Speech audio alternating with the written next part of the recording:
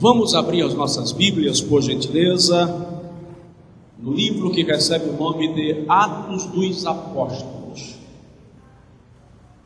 Atos capítulo 13, versículos 29 e versículo 30. Diz assim: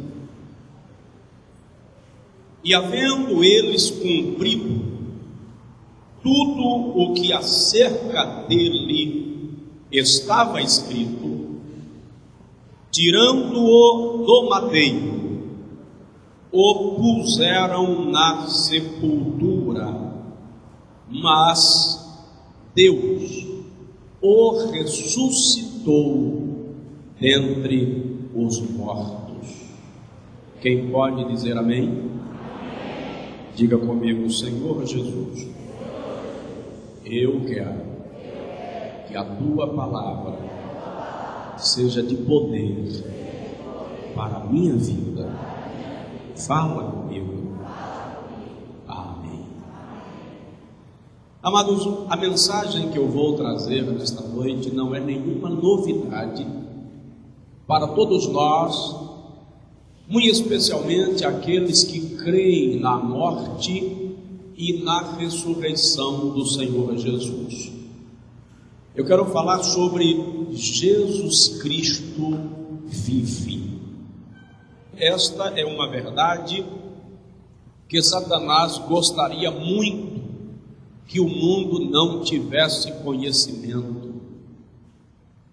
A nossa esperança, a nossa fé, a nossa convicção da salvação não está baseada única e exclusivamente na morte de Jesus, porque se ele tivesse morrido e não tivesse ressurgido dentre os mortos, seria semelhante a qualquer outro líder religioso da nossa história. O que diferencia o cristianismo dos demais blocos religiosos do mundo é o fato de que Jesus Cristo não ficou lacrado no túmulo, mas quebrou as cadeias da morte e assentou-se à direita de Deus.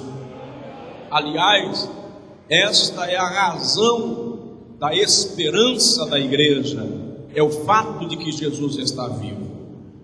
Dentre todos os homens que nasceram aqui na terra, e nasceram de maneira natural, como também nós nascemos, todos eles viveram, morreram, foram sepultados, e os seus túmulos estão lacrados no devido lugar.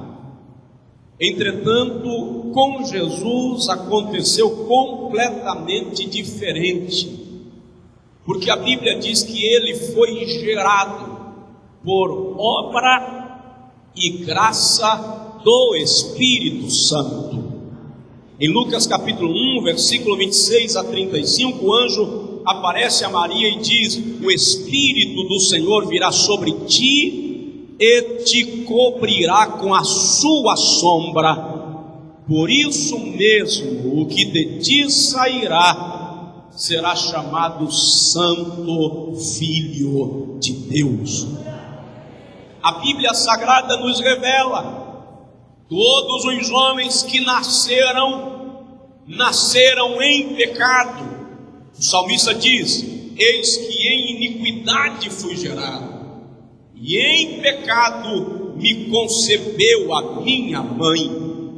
Mas acerca de Jesus, o texto sagrado diz, ele próprio desafia os seus opositores religiosos e diz: quem dentre vós me convencerá de pecado?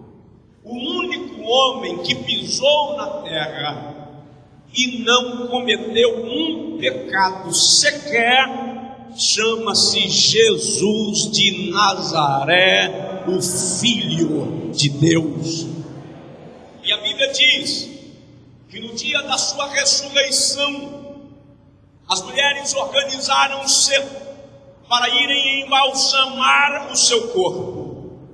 E o texto de João, capítulo 20, relata que enquanto elas caminhavam em direção ao túmulo, indagavam entre si dizendo: quem nos removerá a pedra?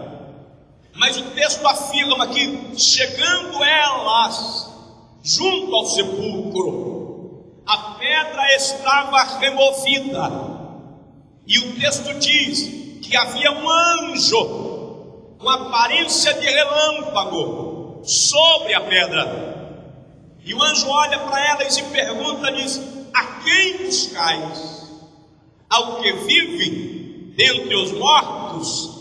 Ele não está aqui, já ressuscitou. O texto diz que elas retornaram apressadas para Jerusalém, mas Maria Madalena ficou junto ao sepulcro e choraram lá. Mas o texto diz que Jesus apareceu a ela, e quando ela reconhece o mestre, ela prostra-se e diz: Rabi, Rabuni, Rabuni, que significa mestre, meu mestre, meu bom mestre. É interessante, e eu gosto muito do texto do Apocalipse primeiro.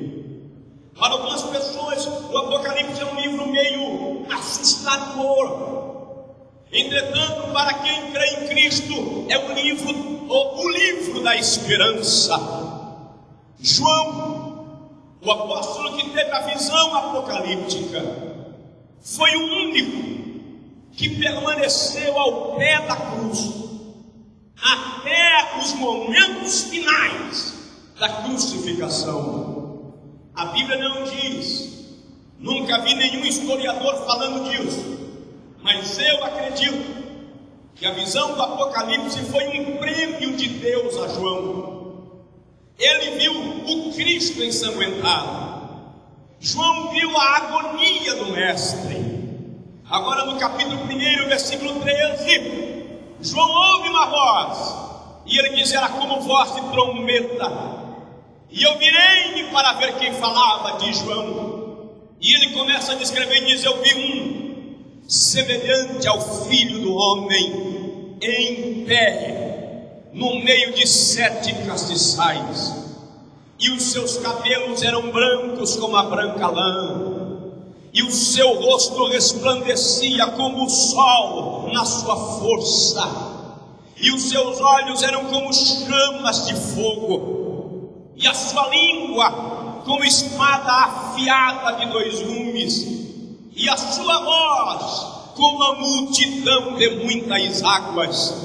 E João diz: e estava vestido de uma veste talar resplandecente, e tinha um cinto de ouro puro à altura do peito, e os seus pés eram como latão reluzente saído da fornalha. João diz: quando eu o vi, caí aos seus pés como morto, mas ele me tocou com a sua mão direita e disse: não temas, eu sou aquele que fui morto, mas estou vivo pelos séculos dos séculos, e tenho nas mãos as chaves da morte e do inferno. Aleluia, você pode aplaudir ao Senhor, porque Ele vive. Glória a Deus. Agora observa-me algo. O fato de Jesus estar vivo muda muita coisa na história da humanidade. Primeiro, porque Ele está vivo, o túmulo está vazio. O anjo olha para as mulheres e diz: ele não está aqui, já ressuscitou.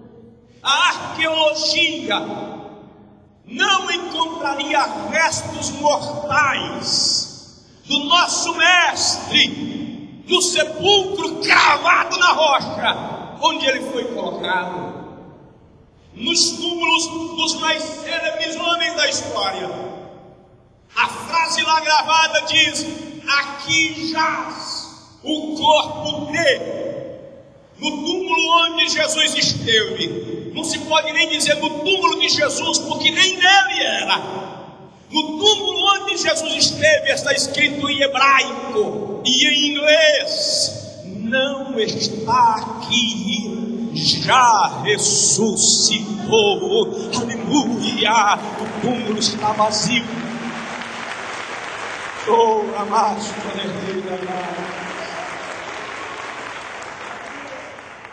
em segundo lugar, porque Jesus Cristo está vivo, nós temos alegria. É preciso lembrar que a vida terrena proporciona momentos de júbilo e de fortes tristezas. Em nenhum momento na Bíblia Jesus garantiu que o fato de sermos cristãos nos pouparia das adversidades. Muito pelo contrário, ele disse: no mundo tereis aflições. Entretanto, quando o anjo conversa com as mulheres em Mateus 28, lá no versículo 8 a Bíblia diz assim: e voltaram elas apressadamente e tomadas de grande alegria. Quando Jesus estava prestes a morrer, e os discípulos sabiam disso, a Bíblia revela-nos que eles começaram a se angustiar, a se preocupar, a se entristecer. E Jesus percebeu a angústia deles. E em João 16, 20, Jesus agrega o grupo apostólico e diz assim: a mulher grávida sente tristeza quando chega a sua hora. Jesus estava falando da angústia que a mãe sente quando ela começa a sentir as primeiras contrações do parto. Aí ele acrescenta: mas quando nasce a criança, ela se alegra, porque vê que veio um varão ao mundo. Aí Jesus olha para eles e diz assim: vós, na verdade, hoje tendes tristezas, mas outra vez eu vos verei, e vós vos alegrareis, e a vossa alegria ninguém poderá tirar. Dá uma olhada no irmão do seu lado e diz para ele: a minha alegria é porque Jesus vive. Quem não conhece a Cristo não entende. Será que não temos problemas? Temos. Não temos dificuldades? Temos. Não temos dívidas? Temos. Falta dinheiro no bolso? Às vezes. Mas não falta Jesus Cristo dentro do nosso coração. Aleluia. É por isso, glória a Deus, é por isso que o salmista, nos Salmos 30, versículo 5 diz: o choro pode durar uma noite inteira, mas a alegria vem. Eu gosto do vem. A gramática da língua portuguesa colocaria no futuro: alegria virá, mas o texto bíblico coloca no presente: alegria vem. Por que vem? Porque no tempo de Deus não há passado nem futuro. No tempo de Deus só existe o eterno presente. A alegria vem, é uma garantia ao amanhecer. Dá uma sacudidinha do irmão do seu lado e diz para ele: Deus está renovando a tua alegria. Deus está renovando a tua alegria. Jesus está vivo.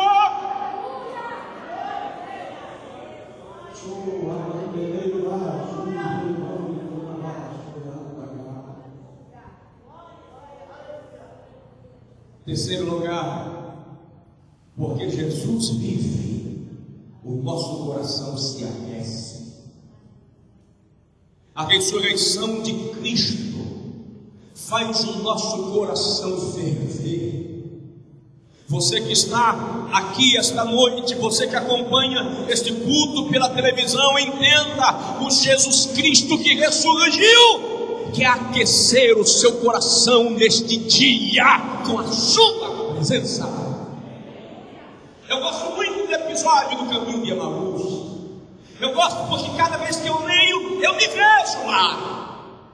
E eu vejo dois discípulos caminhando e meio que desiludidos, falando: o mestre morreu, é verdade, foi crucificado, os judeus não tiveram piedade, os gentios o levaram a madeiro. De repente entra um estranho no meio da conversa e pergunta: acerca do que conversais? E eles dizem: acerca das últimas coisas que aconteceram em Jerusalém. O estranho, fazendo-se de desentendido, pergunta: quais coisas? E um deles parece que fica meio irritado e diz assim: só tu és forasteiro em Israel e não sabes os últimos acontecimentos? De como os judeus tomaram Jesus, farão aprovado por Deus com sinais e maravilhas que Deus fez por meio dele, e o entregou à morte aos gentios e o crucificaram. É bem verdade que as mulheres até falaram, que uns anjos falaram com ela que ele está vivo, mas a gente não tem certeza ainda. Aí Jesus olha para eles e diz assim: ó necios de coração, tardios em aprender, não convinha que se cumprisse o que está escrito na lei e nos profetas. Sabe por que eu gosto ali? É que Jesus começa a dar uma aula de bibliologia para eles. A Bíblia diz que Jesus começa a explicar o texto, fazendo-os entender. Eu queria estar naquela aula. Quando chegam em Emaús, Jesus faz de conta que vai passar direto, e um deles olha e diz assim: é tarde, viajar à noite é perigoso, repousa e segues amanhã. Ele aceitou o convite. Dá uma olhada no irmão do seu lado e diz para ele: Jesus está esperando o seu convite. Ele aceitou o convite, ficou em Israel. Na hora da refeição, a visita agradece pelo pão, pegam o pão e dão na mão do estranho. Quando fecham os olhos para orar, o estranho diz assim: graças te dou, ó Pai. Eu imagino os dois discípulos de olhos fechados dizendo: eu conheço essa oração. Quando eles abriram os olhos, Jesus não estava mais lá. E eles voltam para Jerusalém, e enquanto eles correm, eles olham um para o outro e dizem assim: porventura o teu coração não ardia, o teu coração não queimava quando ele nos abria as escrituras? Sabe o que é isso? O sermão espiritual desta igreja é porque Jesus Cristo está vivo.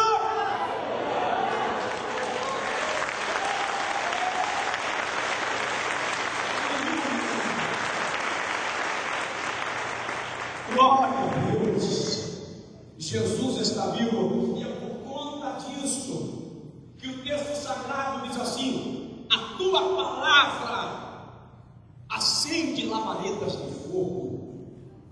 Fervor espiritual está em nós, a despeito das dificuldades pelas quais passamos. Esta frieza espiritual que se acostou de você, que envolveu a tua alma, nesta hora o Espírito de Deus está soprando o vento da graça, o vento da misericórdia, e reacendendo a fogueira da vida de Jesus em você, para a glória do nome do Senhor. Em quarto lugar, Jesus está vivo, e é por isso que nós sentimos a sua presença. Ele disse antes de morrer, Mateus 18, versículo 20: onde estiverem 2 ou 3 reunidos em meu nome, eu estarei no meio deles. Mas foi antes de morrer, pastor. Morreu, acabou. Quando ele ressuscitou, ele disse bem melhor. Mateus 28, 20, ele diz assim: e eu estarei convosco todos os dias. Agora não depende mais de ter 2 ou 3. Depois que ele ressurge, não importa se 2 ou 3 reunidos, eu estarei convosco todos os dias, até a consumação dos séculos. Onde você chegar e a presença do Senhor for invocada, Ele vai se manifestar para o teu coração. Você nunca estará só. Lá nos Salmos 23, o salmista diz: ainda que eu ande pelo vale da sombra da morte, não temerei mal nenhum, porque tu estás comigo.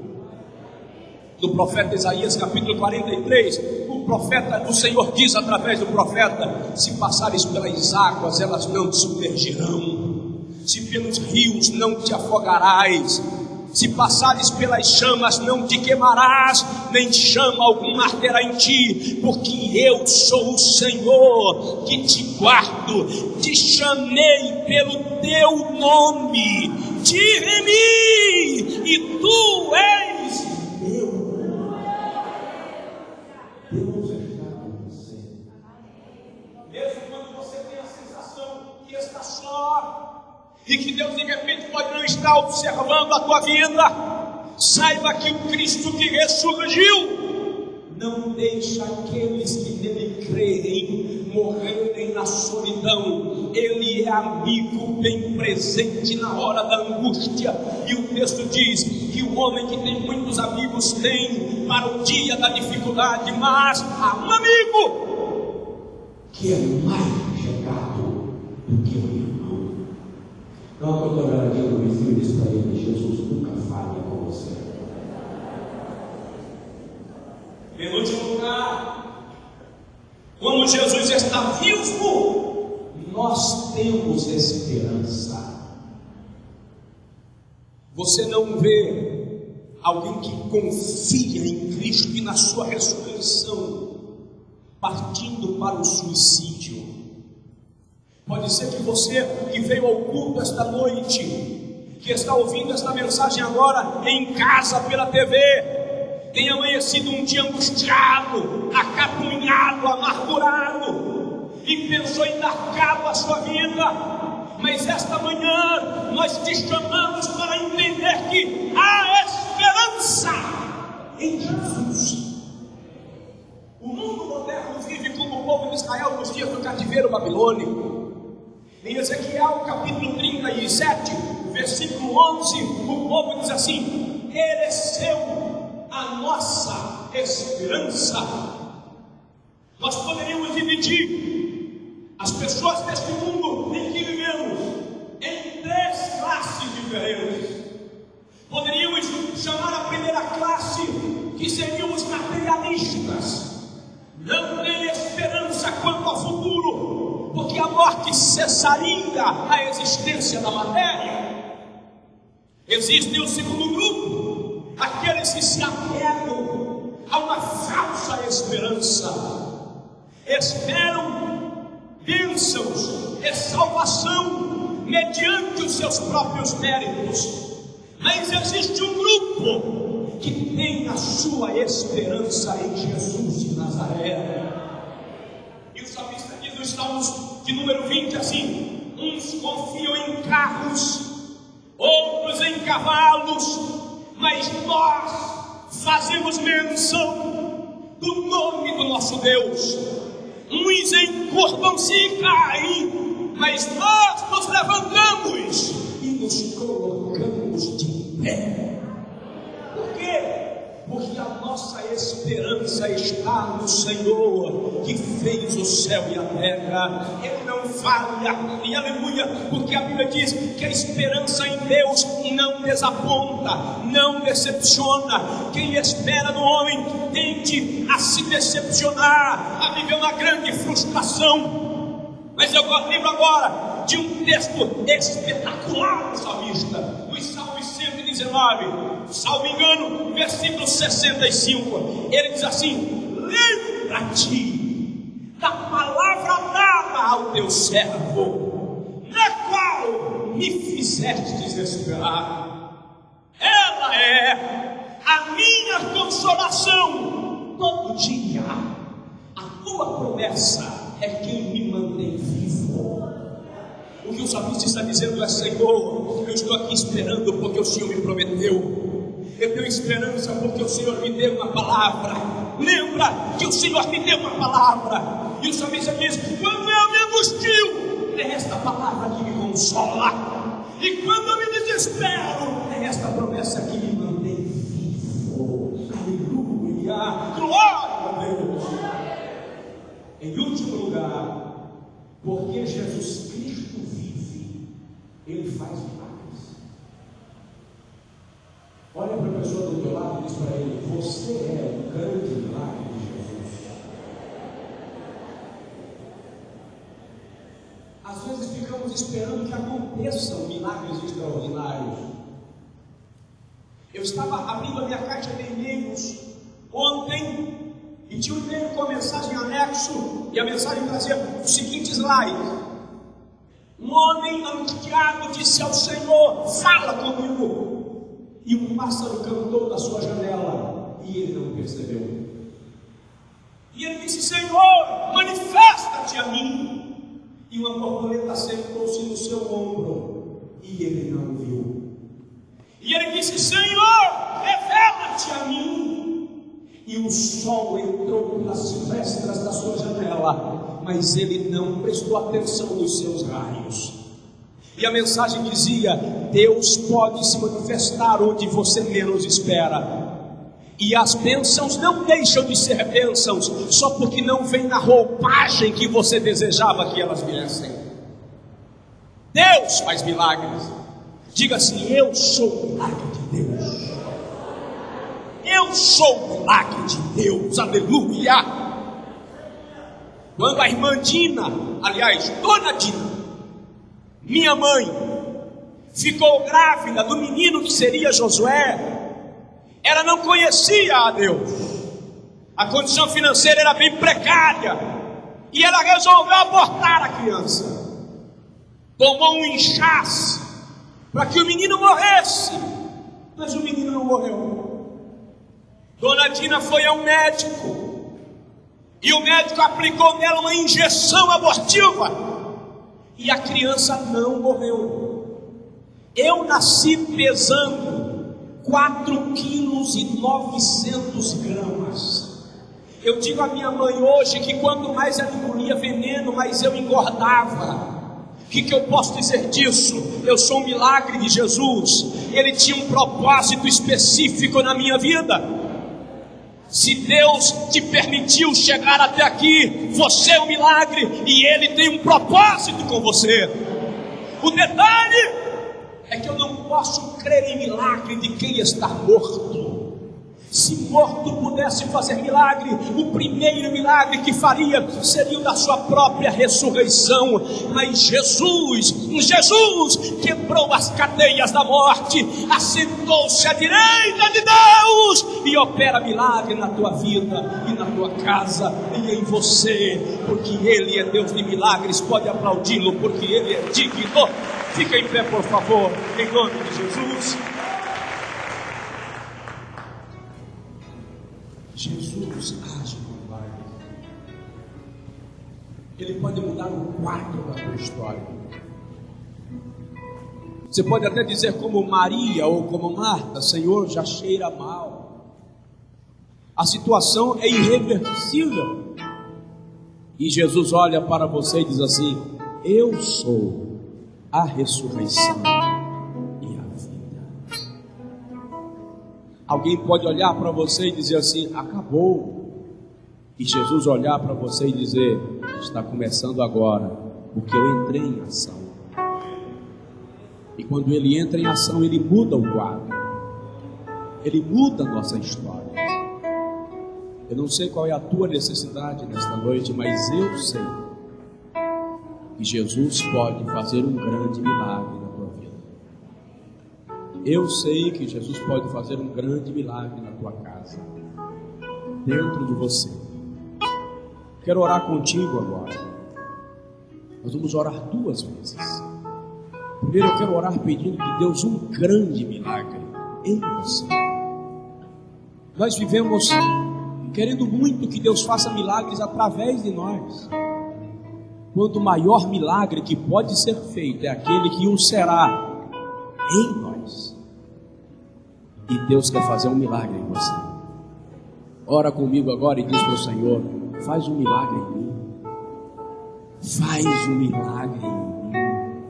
Ó Deus, nós nos rendemos a Ti, porque cremos na Tua palavra, porque sabemos que Jesus está vivo, porque a nossa fé nos leva a perceber que na Sua ressurreição está a base da nossa esperança. Senhor, Tu podes fazer um milagre na vida de cada pessoa aqui esta noite. Tu podes entrar em cada casa aqui representada e ministrar uma bênção especial. Por isso agora, Deus, eu peço, libera o Teu milagre sobre este lugar. Libera o Teu milagre sobre estas vidas. Se você puder colocar a mão no ombro da pessoa do seu lado e ministrar sobre ele, ministrar sobre ela, e dizer ao Senhor: faz um milagre na vida desta pessoa. O Senhor fará, porque Ele é Deus. Ele é Deus. Ele é Deus. Há esperança para a árvore cortada. A Bíblia diz que o Senhor não apagará o pavio que fumega, e a ovelha que manqueja Ele não desprezará, pelo contrário, a carregará no colo. É por isso que nesta noite nós profetizamos para a tua vida que Deus está entrando em você e em tua casa com milagre, com providência, em nome de Jesus. Em nome de Jesus. Em nome de Jesus.